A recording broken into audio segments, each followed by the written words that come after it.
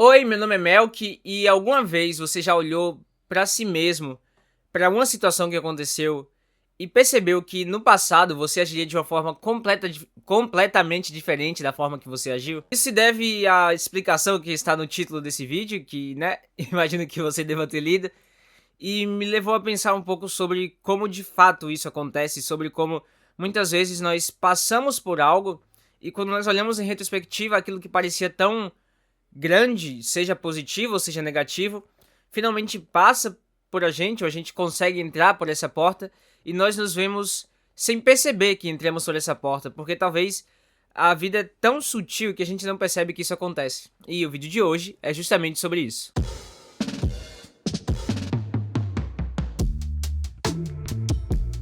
Olha onde tá meu roteiro, numa folha aleatória de caderno. Pra começo de conversa, eu acho que a gente tem um conceito na terapia cognitivo-comportamental que é chamado de pensamento automático. Não lembro direito se essa é a explicação correta, porque tem um tempinho que eu li o livro e, por incrível que pareça, um dos livros que tem, assim, mais conhecidos de TCC é, na verdade, muito simples e ele é bem didático, ele é feito pra ser didático, não é um livro tão denso, mas eu não lembro de algumas partes dele. Mas, se eu não me engano, tem uma parte do livro que fala sobre os pensamentos automáticos. De certeza que tem. Mas os pensamentos automáticos, se eu não me engano, são justamente essa parte que vai falar sobre a forma que a gente age de maneira... Os pensamentos que a gente tem automático que a gente não toma conta disso, sabe? Não toma noção. Por exemplo, você passa por uma situação e você pensa algo sobre a pessoa envolvida nessa situação. E aí você age de uma forma que você não age, mas você pensa algo, que pensar também é ação, enfim. Você pensa algo a respeito daquela situação que talvez você não concorde, mas aquele é um pensamento automático seu. Por exemplo, você tá no trabalho e aí você acaba tendo uma discordância com a pessoa, porque vocês têm que resolver um problema e você quer resolver de um jeito e outra pessoa quer resolver de outro jeito. E aí, por conta de outras situações em que teve essa discordância pra resolver problemas, talvez em seus relacionamentos românticos anteriores, ou talvez com seus pais, ao chegar nessa situação, você vai ter os mesmos pensamentos que você tinha naquela época. Se, por exemplo, com a relação com seus pais, sempre que você tentava dar sua opinião sobre como resolver algum problema, eles falavam, você é criança, a gente não quer que você saiba disso, talvez isso venha à sua mente, e de forma automática você vai abrir mão da sua solução, mesmo que aquela solução seja a melhor solução pro problema desse momento. Deu pra entender o que eu tô falando? E aí, nesse sentido dos pensamentos automáticos, é uma das razões pela qual a gente olha, às vezes, para algumas situações, por exemplo, situações difíceis, como essa que eu citei do exemplo do trabalho, e a gente se vê com esses pensamentos automáticos. E muitas vezes, esses pensamentos automáticos, que estão aliados a distorções cognitivas, quer dizer, distorções mentais, e a vieses de pensamento, vão fazer com que a gente veja as coisas de maneira enviesada. O que isso representa? Representa que quando nós estivermos diante de uma situação, a gente vai olhar para essa situação e a gente vai ver de uma forma limitada. A gente não vai ver todas as possibilidades, porque nós fomos condicionados, não sei se é essa palavra que a TCC usaria tanto, mas nós nos acostumamos, que aí é uma palavra que a TCC também não usaria, mas uma palavra mais comum, nós nos acostumamos a agir de certa maneira e isso se tornou automático. E por conta disso, a gente se vê agindo em uma situação de uma maneira tão específica e tão limitada que muitas vezes não seria a melhor maneira de agir. Parte do processo da terapia cognitivo-comportamental é fazer com que as pessoas tenham esse entendimento de que existem outras formas de agir nessa situação. E aí, como eu falei na introdução, quando a gente olha para nós mesmos do passado, quando no presente a gente olha para o nosso passado, a gente vê como talvez a gente agir de uma maneira tão limitada, sabe? Sei lá, talvez pra você, quando você era adolescente, o seu primeiro relacionamento, que é o relacionamento tipo assim, eu estou pela primeira vez apaixonado e tal, e aí nesse momento você acha que a pessoa é a pessoa mais especial, que vocês vão ficar juntos a vida toda e coisa do tipo, e aí agora que vocês já terminaram, que o tempo passou, e a relação não foi tão amigável assim, você olha pro passado e você vê que talvez você tivesse uma visão enviesada, ficou meio... com a cacofonia. Não é cacofonia, mas enfim, repetiu o som. É cacofonia isso? Enfim. Mas você olha pro passado com um viés. No passado você tinha um viés. E agora você olha pra esse passado e você vê como você estava limitado achar que aquela pessoa era única e coisa do tipo. E aí talvez nem seja o sentido de único mesmo, mas no sentido de que talvez aquela relação não fosse boa o suficiente pra você. Talvez isso seja pros seus pais, pra como você se relacionava com eles e pra quão limitante e desgastante era morar com seus pais. E aí você, adulto agora, morando sozinho, se vê que, sei lá, a vida talvez não seja tão fácil morando sozinho, tendo que pagar as próprias contas, mas é bem melhor porque você tá longe dos seus pais, que acabavam te colocando tão pra baixo, tão na merda, sabe? E aí eu acho que isso tudo tem a ver um pouco com o que uma das minhas professoras estava falando sobre essa ideia de Saramago, de você olhar, você só consegue ver a ilha quando você está fora da ilha, tá entendendo?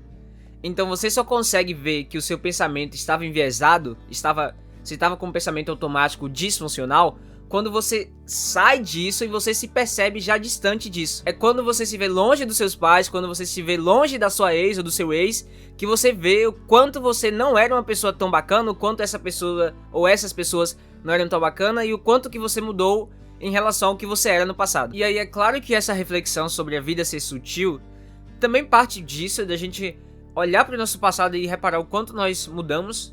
E a ideia inicial para esse vídeo também parte disso, de olhar para o meu passado e perceber mudanças, mas eu acho que não se limita a isso, sabe?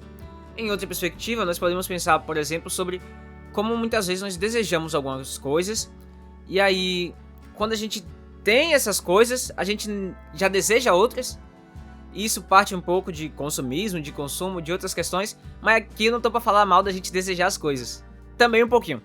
Nós desejamos coisas, às vezes pessoas também, não vou negar sobre essa parte do desejo, mas acho que não tem tanto a ver com isso, porque vou chegar lá porque vocês entenderem que tem uma diferença aqui entre desejar pessoas e desejar coisas, no sentido que eu vou falar. Quando a gente deseja algo, e aí a gente deseja um produto, sei lá, um celular, um computador, alguma coisa do tipo, um carro talvez, ou uma roupa, e aí a gente finalmente consegue comprar isso, e talvez isso aconteça justamente nesse ganho de poder de compra que existe ao se tornar adulto. E quando você é adolescente você ganha pouco, você ganha uma mesada e tal, e aí você não tem dinheiro pra comprar algo que você quer, mas aí você é adulto e você tem dinheiro pra comprar isso, e aí você se vê não tendo mais o mesmo gosto por aquilo que você teria quando você imaginava que você teria isso, sabe? Quando você era adolescente, você imaginava que você queria ter algo, mas você não tinha, e aí você imaginava que seria muito bom ter aquilo. E aí hoje, enquanto adulto, você tem isso e você não sente mais esse mesmo prazer. É a síndrome do PC Gamer. Inclusive, eu acho que o assunto síndrome do PC Gamer merece um vídeo, mas não é esse vídeo. Mas é uma das situações nas quais a gente finalmente consegue algo que a gente desejava e aí a gente não tem o mesmo gosto tendo aquilo, sabe? Como se fosse a ânsia de ter e o tédio de possuir. E como eu falei, eu acho que a síndrome do PC Gamer tem a ver com isso, então segura aí que um dia eu ainda vou falar sobre esse assunto e tem uma relação com a ânsia de ter e o tédio de possuir, mas é mais aberto do que isso, é sobre várias coisas que a gente deseja. E a moda é um desses exemplos, né? Porque a moda é cíclica, mas ela muda constantemente, principalmente nesse mundo de fast fashion, onde as roupas acabam ficando saturadas e tem um monte de gente no TikTok falando pra você que nesse ano eu não vou usar isso porque eu acho que já tem muita gente usando, sabe? Como se você tivesse que ser o diferentão ou algo do tipo. E aí, por diversas razões, incluindo essas razões, nós somos levados a pensar que aquilo que a gente tem não tem mais o mesmo valor, porque já lançou um celular novo no mesmo ano, ou no próximo ano vai lançar outro novo, custando 20 mil reais, e você tem que comprar, senão você vai ficar pra trás. E aí nos dois casos, tanto da gente ter desejado coisas, agora as possuir, e agora nós desejar mais tanto, a ânsia de ter e o tédio de possuir, tanto para as mudanças que acontecem nos nossos comportamentos, nos nossos pensamentos, nas nossas formas de agir e de pensar, e como no passado a gente não agiria assim, como tudo isso parece mais leve, mais simples do que o que a gente achava quando a gente estava nessa situação, uma situação que parecia muito difícil, hoje a gente consegue lidar muito bem. Para esses dois casos, eu acho que a gente olha pro nosso passado, para quem a gente foi, ou para quem a gente desejou ser, ou para aquilo que a gente desejou ter, e muitas vezes se vê como pessoas incapazes de fazer os desafios que se apresentam na vida hoje, de resolver aquilo que se apresenta como desafio pra gente hoje. A gente olha pra quem a gente um dia foi no passado e a gente se vê lidando com problemas que no passado a gente não conseguiria lidar.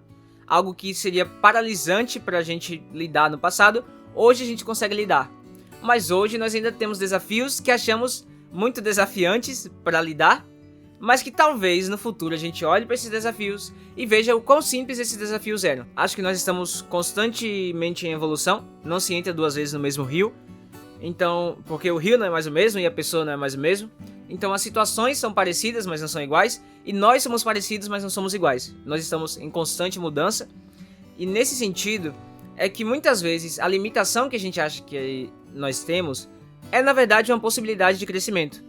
Quando a gente olha para o nosso passado e vê que algumas coisas que a gente não conseguia lidar, hoje nós conseguimos lidar, nós podemos olhar para quem nós somos hoje, para algumas coisas que hoje nós não conseguimos lidar, e pensar que em algum momento da nossa vida a gente vai conseguir lidar com essas coisas. E essa é uma oportunidade de crescimento.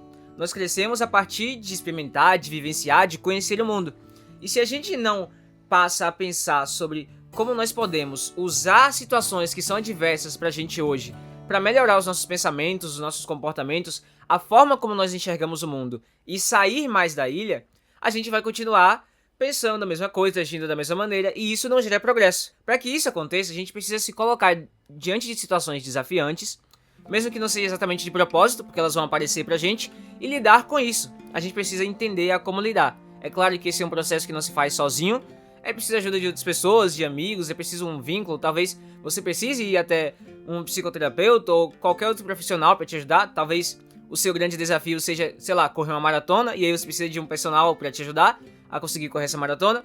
Então, para diferentes desafios, diferentes pessoas, diferentes possibilidades de ajuda, diferentes caminhos para você sair da ilha.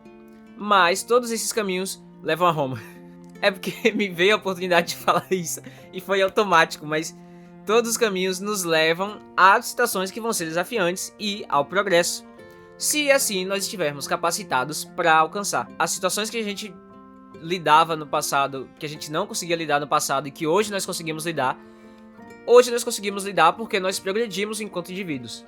As situações que nós temos hoje, que nós não conseguimos lidar, podem nos levar ao progresso se nós conseguimos ferramentas, habilidades, competências para lidar com elas.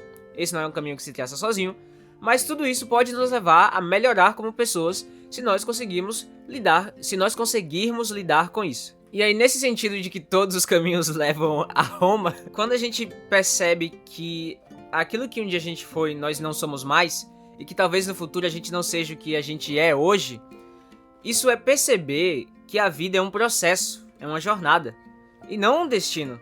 Todos os caminhos levam ao lugar, mas o importante é o caminho, sabe? O importante não é chegar até lá. Porque talvez quando você chegue lá, isso não seja suficiente. Talvez quando você conseguir correr a maratona, você já queira fazer o Ironman, tá entendendo? A vida é esse progresso constante, nós estamos sempre evoluindo, sempre mudando. E isso faz parte de ser um processo, de ser uma jornada, de ser um caminho que nós estamos sempre trilhando. E que eu acho que o grande objetivo não é que a gente chegue ao final. Talvez em algum momento da sua vida, talvez hoje, você se sinta maduro o suficiente, você se sinta bem o suficiente para sentir que não existem desafios para você que precisam ser superados. Ainda assim, a vida continua sendo um progresso e um processo, porque ainda existem etapas que talvez você queira fazer. Talvez não seja um desafio, mas algo que você pense em mudar, que você pense em melhorar. Nós estamos sempre ali a ponto de se fazer, de certa forma. Alguns filósofos vão dizer isso, mas eu tô falando no sentido de que nós estamos sempre a ponto de poder melhorar algo, de enxergar algo que a gente talvez não seja nenhuma melhora exatamente, mas só algo que a gente quer fazer. Nós estamos sempre nesse processo de mudar, de sermos constantes mudanças. E aí, quando a gente para olhar um pouco sobre como a ciência foi mudando, e aí é o paradigma científico mesmo, não o que a gente tem de ciência e o que foi adicionando à ciência, mas a ciência como um todo, o paradigma científico foi mudando com o tempo. E aí um dos aspectos que levou essa parte da ciência como um todo e da forma de se fazer e se enxergar a ciência mudar, foi a teoria do caos. A teoria do caos, você pode precisar mais aí sobre, não vou ficar explicando muito sobre ela, mas é a teoria do caos que diz, tipo assim, parte da teoria do caos, a parte que as pessoas mais gostam, que muitas pessoas mais gostam, é que o bater das asas de uma borboleta nos Estados Unidos pode gerar um furacão no Brasil, ou é o contrário.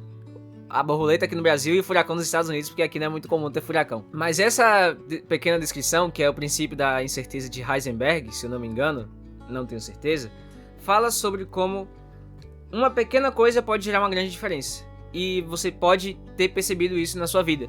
Sobre como a vida muda tanto em tão pouco. Como a vida é tão sutil que às vezes nós não percebemos que estamos passando pelas portas que um dia a gente pediu para que fossem abertas. A nossa vida e tudo que envolve ela, as pessoas com as quais nós nos relacionamos, as situações pelas quais passamos, os objetos que envolvem a nossa vida, tipo, sei lá, às vezes você tem uma cicatriz porque você tropeçou em um lugar completamente aleatório. É um objeto, entendeu o que eu tô falando? As pequenas coisas e as grandes coisas da vida, tudo que envolve a vida, é tão complexo, é tão singular, que uma borboletinha pode causar um furacão. Que uma coisa tão simples pode mudar a nossa vida muito. E é a partir disso que a gente pode pensar que essa grande bagunça, esse grande caos que é a vida, muitas vezes faz com que a gente não perceba que nós estamos passando pelas portas que um dia nós pedíssemos que fossem abertas. E é a partir disso que eu te faço um convite para duas coisas.